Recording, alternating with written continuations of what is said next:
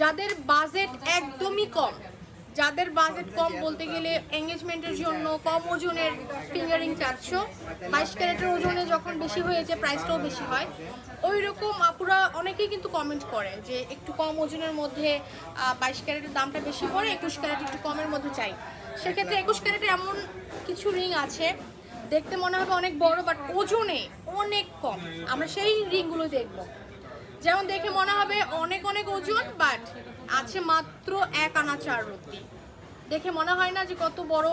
আচ্ছা, এরপরে এইটা দেখো, দেখে মনে হচ্ছে অনেক ওজন হবে, বাট এটা আছে 2 আনা 3 রত্তি।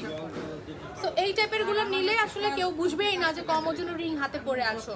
এগুলো 2 আনা 3 রত্তি, 2.5 আনা, 2 আনা 2.5 আনার মধ্যে পাচ্ছি।